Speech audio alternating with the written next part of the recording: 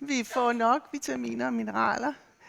Det vil jeg komme ind på, men jeg vil jo så også sige lidt om de andre næringsstoffer, som er meget vigtige i vores kost, altså dem, der bidrager med energi, protein, fedt og kulhydrat.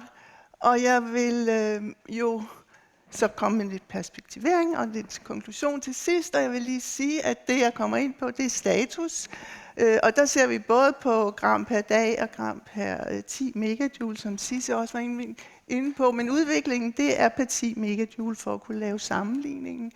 Og når jeg så ser på, jeg er nødt til at se på også på ændringerne i anbefalingerne, fordi jeg holder det jo op mod anbefalinger, de har ændret sig i mellemtiden.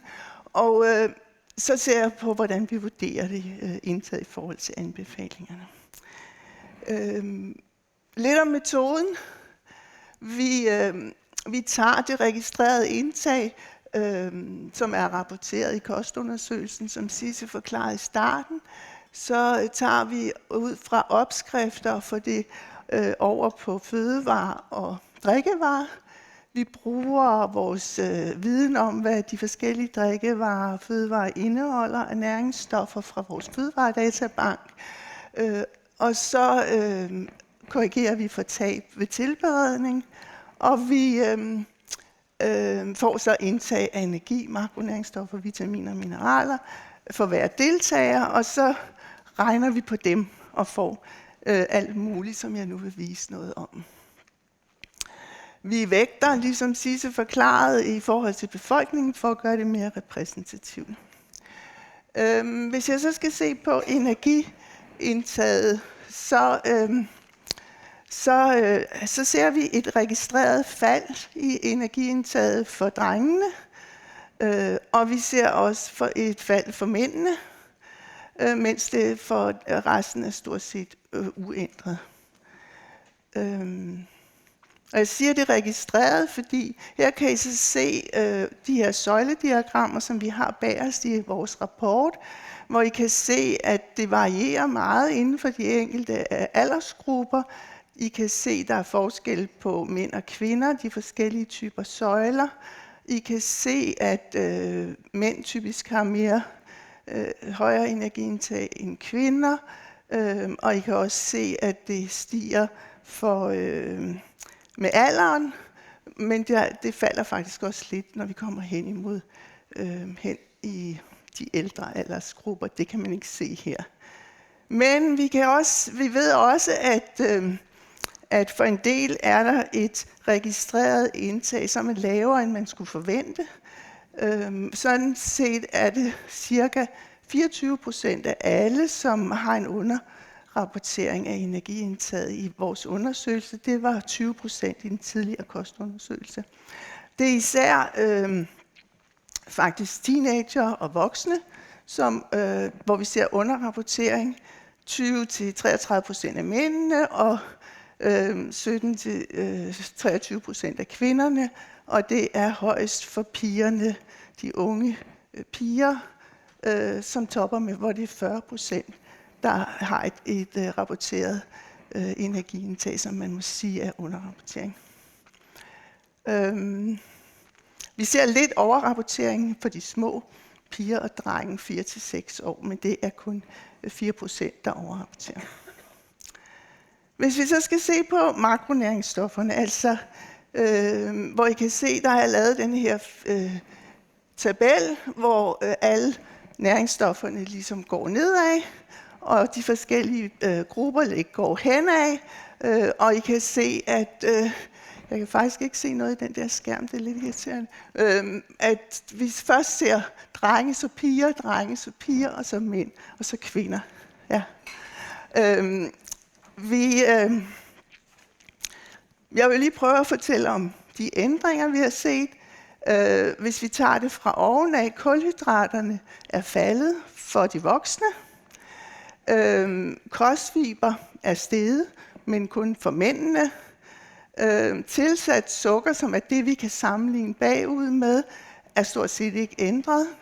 Der er måske en stigning for de store piger i indtaget af sukker, men det er ikke signifikant. Protein der ser vi et fald og en stigning for de voksne. Og vi ser også, at fedt stiger for de store piger og for de voksne kvinder. Og så ser vi faktisk, at det mættede fedt falder for de voksne. Vi ser, at når vi så går ned og ser på de umættede fedtsyrer, så ser vi faktisk stigning i mange af grupperne, men ikke for de helt små og ikke for de unge mænd. Altså unge, ja, drengene. Så der er ikke så store ændringer, når vi ser på børnene. Ændringerne ser vi faktisk mest for de voksne. Ja. Hvis vi så skal kigge lidt på, hvordan ser det så ud med status nu, at hvis vi så ser på denne her figur, så er det de grønne felter, det er fedtet. Og der kan man se, at de ligger højt i forhold til anbefalingen, som jeg har indsat. Ovenover det gennemsnitlige indtag ligger højt i de fleste grupper, især for mændene. Og kulhydratet ligger, det er den røde bjælke, den ligger lavt i forhold til anbefalingen, også især for de voksne. Og protein ligger der ind imellem, og ligger i den høje ende af anbefalingen for de voksne. Hvis vi lige skal se på, hvordan det er med, om folk ligger uden for anbefalingerne, så må vi sige, at ja, cirka en tredjedel ligger over de 40 energiprocent i fedt, og det er færrest for børnene og flest for de voksne over 51 år, hvor det er 40-45%, der ligger over. Ser vi for kulhydrater, så ser vi, at det stiger fra ca. 15% i de yngste aldersgrupper op til 60% i de ældste aldersgrupper, der ligger udenfor og altså har en mindre indtag end anbefalet. Og hvis vi så ser på protein, det ligger generelt højt, men det ligger også generelt inden for anbefalingerne. Dog er det sådan, at ca. 20% af de 71-80-årige får under 15 energiprocent, som er det, der anbefales, de skal over i denne her aldersgruppe. Vi bliver nødt til at snakke lidt om sukker. I NNR, de nordiske næringsstofanbefalinger, er anbefalingen vedrørende de frie sukkerarter, som består af tilsat sukker, men også nogle andre sukkerarter fra honning og fra juice og saft. Og de frie sukkerarter ligger højt, især for de unge 11-17-årige, hvor det ligger på mellem 12 og 15 energiprocent i gennemsnit. Og der er mange, der får mere end det, man anbefaler. Man anbefaler under 10 energiprocent. Der er mange børn og unge, der er det 45-55%, som får mere end det, man anbefaler. For voksne, der falder det med alderen fra de 33 energiprocent, eller 33% ned til 20%. Og hvis vi så lige skal sige noget om kostfibrene, så er det bare utilstrækkeligt i alle grupper. Især blandt unge og voksne. Det er 85-90%, som ikke når op på anbefalingen på de 30 gram per 10 megajoule. Så skal vi snakke fedtkvalitet, det vil sige, hvordan ser det ud med de mættede fedtsyrer. Selvom at vi så, at det faktisk var faldet for de voksne, så ligger alle grupper markant over anbefalingen. Faktisk er der mange, der har en halv gang mere end det, der bliver anbefalet. Og det er faktisk kun 1-8% i de forskellige aldersgrupper, som opfylder denne her anbefaling. Så det er stadigvæk. Til gengæld så kan man sige, at med hensyn til de umættede fedtsyrer, så ligger det sådan set rimelig pænt med de enkeltumættede, og det er heller ikke så grelt med de flerumættede fedtsyrer, men der er noget med de yngste aldersgrupper. Så har jeg prøvet på at vise her lidt om, hvor vi får de her næringsstoffer fra. Hvis I ser på de blå markeringer først, så handler det om energi. Og energien, den får vi jo så fra flere grupper. Vi får det fra kornprodukter og brød. Vi får en del fra det røde kød og fra fedtstoffer, men også fra vores gruppe med honning og sukker og sukkervarer, og så fra drikkevarerne.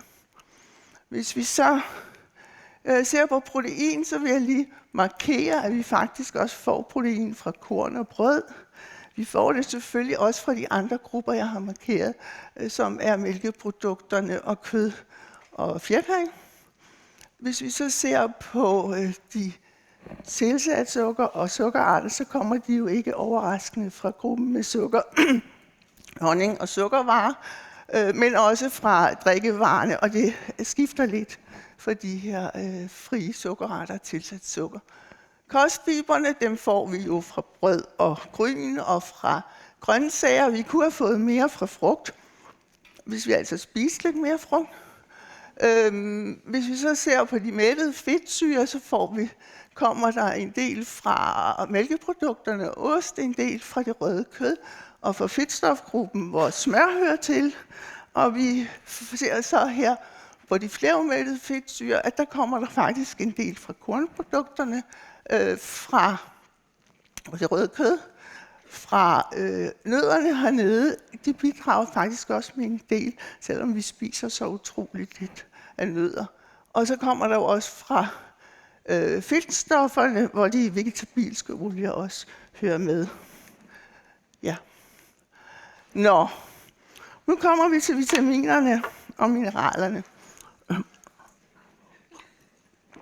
Denne her, det er meget svært at vise jer, hvordan det ser ud, fordi der er jo så utrolig mange vitaminer og mineraler.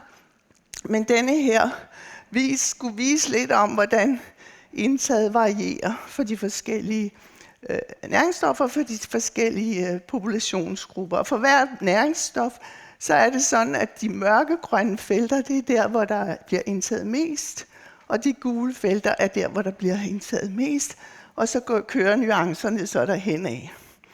Og det, som man så kan se, det er, at det jo typisk er mænd og de store drenge, der indtager mest, og de små piger, der indtager mindst, måske også lidt de små drenge. Og så er der en del næringsstoffer, hvor de store piger og de unge piger også ligger i en lav kategori, altså har de gule markeringer. Der er enkelte næringsstoffer, hvor det ser noget anderledes ud, for eksempel vitamin A og C-vitamin. Og det har noget at gøre med, at for C-vitamin er det jo grøntsager og frugt, vi får det fra, så det er de grupper, der får lavest af det, der ligger lavt der.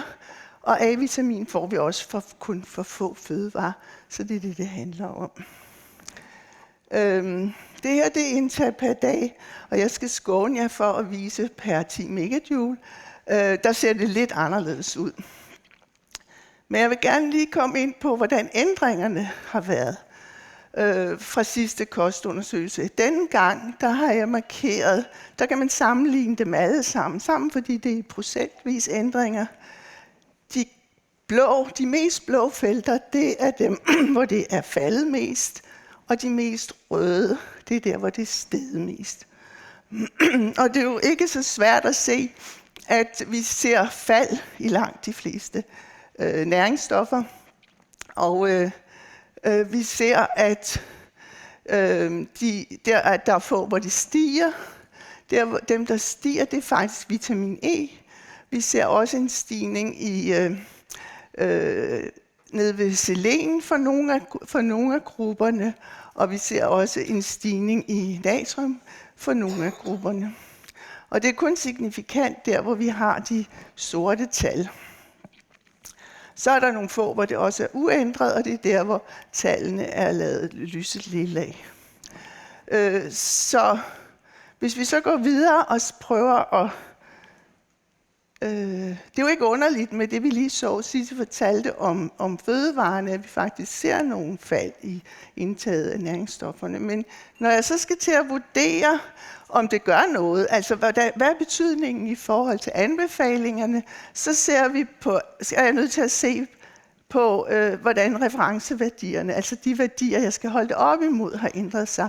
For der kom nye nordiske næringsstofanbefalinger i 2023, og der er der øgede referenceværdier for rigtig mange af næringsstofferne. For eksempel er det fordoblet for vitamin B12. Det er også steget betydeligt for vitamin E og for selen. Og så er det lidt mere varieret for de øvrige næringsstoffer. Der er kun mindre ændringer, og de både er fald og stigning for nogle af dem for jern, folat, jod og kalium. Og så er der nogle enkelte, hvor det er uændret, det er vitamin A og D, og så nogle af mineralerne. Sjovt nok, så er det så faldet for thiamin. Når man skal vurdere indtaget fra kosten, skal vi huske igen, det er indtag fra madvarerne, ikke fra kosttilskud, altså ikke fra vitaminpiller og sådan noget. Når man skal se på at vurdere det, så estimerer vi andelene med risiko for utilstrækkeligt indtag. Og så bliver vi nødt til at indrømme, at der er nogle usikkerheder på det. Der er anbefalinger, som er mere usikkert bestemt. Det er dem, jeg har skrevet med blå. Så er der grupper, hvor der er færre deltagere, hvor det også er mere usikkert. Og så har vi underrapporteringen, som også gør det mere usikkert. Vi har delt det ind i 5 kategorier. Dem vi kalder 1, det er der, hvor andelen er meget lav. 2, der er den lav. Og 3, der er den moderat høj. Og 4 er den høj. Og 5, der er den meget høj. Altså andelen af dem, der har risiko for utilstrækkeligt indtag. Og her kan I se de forskellige vitaminer. Og det er jo det, jeg prøver på at vise her, det er, at der er nogle af dem, hvor det er lavt eller meget lavt, som vi ikke skal fokusere på, men vi kan selvfølgelig se, at vitamin D, der er stort set alle, der har risiko, ligger i en meget høj andel, der er i risiko. Og så kan vi også se, at vi har noget med vitamin E, vi har noget med vitamin C, men vi har også lidt med B12, men i virkeligheden ikke så meget. Ja. Hvis vi så ser på andelene med risiko for utilstrækkeligt indtag af mineralerne, så er det lidt det samme billede. Der er nogen, hvor det er lavt eller meget lavt, og så er der enkelte, hvor der er nogle udfordringer. Calcium i forskellige aldersgrupper. Zink i en enkelt gruppe, det er de unge. Og selen er det for mange, og kalium er det også for nogle stykker. Vi kan også se, at der er nogen, der har for høje indtag. Det vil jeg springe lidt let hen over. Der er noget med de yngste aldersgrupper, hvor der kan være noget med vitamin A og retinolen, altså, og noget med zink. Men der er også mange, der har for højt indtag af natrium og salt. Og hvis man skal gøre noget ved det, skal man huske at balancere, at når man går ned i salt, så går man også ned i jod, fordi vi får en del jod fra det jodberigede salt. Hvis jeg så skal perspektivere lidt, så må man jo sige, at ja, der er nok nogen i befolkningen, som får for lidt vitaminer og mineraler. Og præcis hvor mange, det er måske lidt svært at sige. Men der er også dele af befolkningen, som ikke balancerer indtaget af makronæringsstofferne, så det er sundt. Og vi får for meget mættet fedt, nogle får for meget sukker, og mange får for få kostfiber. Og hvad man skal gøre mod det, det vi kan sige, det er, at for langt de fleste næringsstoffer, der vil man kunne få tilstrækkeligt, hvis man spiser efter kostrådene i højere grad. For eksempel kan man få mere calcium, hvis man lige får det mere mælk og mælkeprodukter, og grønne grøntsager skal vi så også pege på, og vi skal pege på fuldkornsprodukterne. Og sådan kan man fortælle dernede af for de forskellige vitaminer og mineraler, at man kan få det rettet op ved at spise efter kostrådene, og det samme gælder for makronæringsstofferne. Ja. Hvis vi så skal prøve at konkludere lidt, så får de fleste for meget mættet fedt, og mange for meget sukker og for lidt kostfiber. Og vi har den her lidt ufordelagtige energifordeling for mange af menneskerne. Vi ser også høje og relativt høje andele med risiko for utilstrækkeligt indtag af for flere vitaminer og mineraler, og der er i flere tilfælde et fald i kostens indhold, og kombineret med et lavt udgangspunkt i 11-13 og forhøjede referenceværdier, så er det vi får, det resultat, vi får. Men man skal også huske, at nogle af de her estimater er mere usikre end andre, når man skal til at finde ud af, hvad gør vi ved det. Og vi peger på kostrådene. Vi peger på, at det, som Sisse har vist, at som går i den forkerte retning, skal man have rettet op på. Vi skal huske, at det her gælder for de fleste næringsstoffer. Vi vurderer, at det kan være svært med selen og vitamin D. Vitamin D, der har vi allerede anbefalinger om tilskud til befolkningen. Og selen er vi ved at kigge på for at se på, hvad burde man måske gøre? Burde man gøre noget andet i forhold til selenindtaget? Så skal jeg lige sige tak for opmærksomheden, og tak til alle dem, der har været med til at lave kostundersøgelsen, alle medforfatterne, men også alle de andre, som har stået bag. Tusind tak.